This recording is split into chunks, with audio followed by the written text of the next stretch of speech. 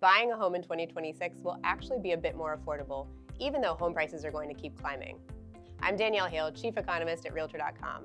We've just released the Realtor.com 2026 housing forecast, and I want to share the key takeaways alongside the latest economic and housing data from the week and what it means for you. The year ahead is likely to be a more affordable one for many homebuyers, even though home prices continue to climb for sellers. The reason affordability improves is that we expect mortgage rates on average to be lower across 2026. In fact, monthly payments are projected to drop for the first time since 2020. On top of that, incomes will grow, dropping the share of monthly pay that buyers have to fork over to buy a typically priced home below 30%. This builds on the modest improvement in affordability that we saw in 2025 to bring the cost under this key benchmark for the first time since 2022. Improving affordability will help bring more sellers back into the housing market, boosting inventory by roughly 9%.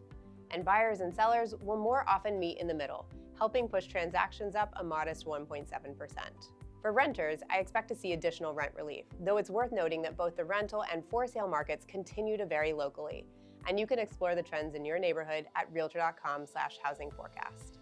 Consistent with our expectation that mortgage rates will remain low, mortgage rates dropped 4 basis points this week, moving toward the low end of the narrow range they've held since mid-September, which are some of the lowest rates since October 2024.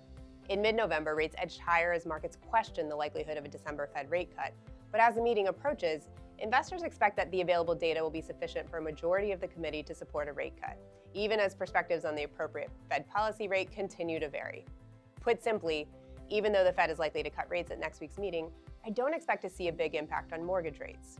We could see more volatility as economic data, delayed by the government shutdown, continue to roll out, but for now, mortgage rates are quite steady.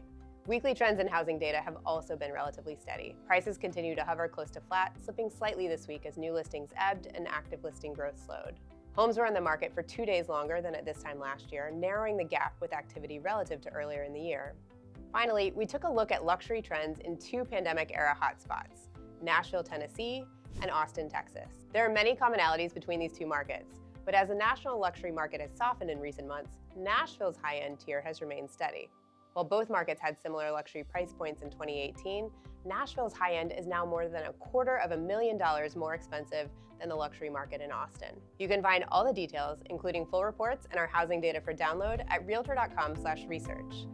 You can also follow us on X, formerly Twitter, for real-time updates, and Instagram for graphics.